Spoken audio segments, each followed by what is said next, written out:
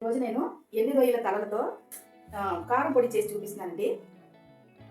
వీటికి కావాల్సినవి ఎండు రొయ్యల తలలు, మినప్పప్పు, శనగపప్పు, జీలకర్ర, ధనియాలు, నువ్వుపప్పు, వెల్లుల్లి, ఇది ఎండుమిరపకాయలు, సాల్ట్ అండి, కొంచెం ఆయిల్.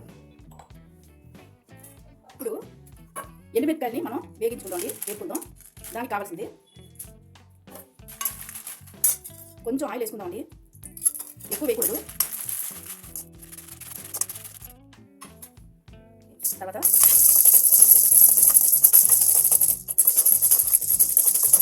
ధనియా వేసుకుందాం. ఎండుమిరపకాయలు వేపాం కదండి, మినపప్పు, జీలకర్ర అండి. చూసారా, ఇవన్నీ వేసాం కదండి. ఇది వేగాలి. కొంచెం సిమ్లో పెట్టి మంట సిమ్లో పెట్టి వేసుకుంటాండి. తొందరగా అయిపోవాలి. మనం మంట కట్టి పెట్టాలి. పప్పు, జీలకర్ర ఇవన్నీ వేసుకుంటుంది, మాడిపోతుంది. పైన అంతా అయిపోతుంది, మాడిపోతుంది, పచ్చపచ్చగా ఉంటుంది. తర్వాత నువ్వు వేసుకుందాం.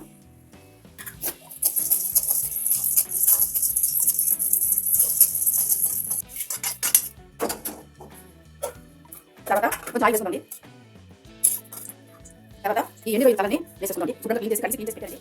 బాగా వేయించండి. కొంచెం ఆయిల్ వేసుకున్నాం కదా, ఎక్కువ ఆయిల్ వేసుకోండి. ఎక్కువ ఆయిల్ వేస్తే జిడ్డు పట్టేస్తుంది, ముద్దగా అయిపోతుంది. మనం మిక్సీ చేస్తాం కదా, ముద్దగా అయిపోతుంది, మళ్ళీ జిడ్డు వాసన వేస్తుంది. మనం తినేటప్పుడు అన్నంలో వేడి అన్నంలో తినేటప్పుడు ఈ కారం పొడిని మనం వేసుకోవాలండి. అప్పుడు మనం ఆయిల్ కానీ నెయ్యి కానీ వేసుకోవచ్చు. ఇది మనం మిక్సీ వేసేటప్పుడు పొడిగా ఉంటుందండి. ఆయిల్ వేస్తే పొడి రాదు, ముద్దలా వస్తుంది. బాగా వేయించాలండి. తర్వాత పచ్చ వాసన వస్తుంది, నీటి వాసన కూడా వస్తుంది, బాగోదండి. బాగా వేయించండి. సాల్ట్ వేసుకుందాం. సాల్ట్ వేసుకుందండి. తర్వాత కొద్ది పసుపు వేసుకుందాం.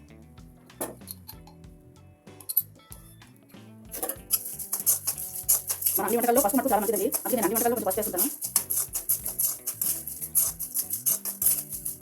బాగా ఫ్రై అయింది, చూసారా?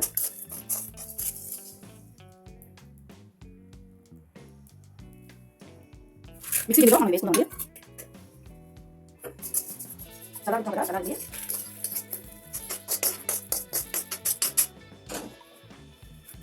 తర్వాత ఈ పప్పులన్నీ మాడేదండి, ఇవన్నీ పప్పులు వేసేస్తాను. ధనియాలు, జీలకర్ర, నువ్వుపప్పు, శనగపప్పు వేసుకోండి. మిక్సీ పట్టించుకుందాం. ఈ వెల్లుల్లి మనకు మిక్సీ కొంచెం పౌడర్ చేస్తామండి. ఆ తర్వాత కొంచెం వేసుకుందాం. నేను కరివేపాకు మర్చిపోయండి. ఏ కూరలో అన్ని కూరలో ఇది లేకుండా వంట అవ్వాలి. ఇది ఇంపార్టెంట్ కదా. కొత్తిమీర, కరివేపాకు ఇది మర్చిపోయాను, వేసుకుందాం. వేసుకుందాం. ఈ కరివేపాకు వేసుకోండి. తర్వాత వెల్లుల్లిపాయలు అలా ఇవన్నీ తీసి పెట్టుకున్నాను. ఈ కూరని తీసాక వేసుకుందాం. చూసారండి, దాంట్లో వెల్లుల్లిపాయలు వేసాను కదా, అది బాగా మెత్తగా అయింది. పొడి నెయ్యి అండి.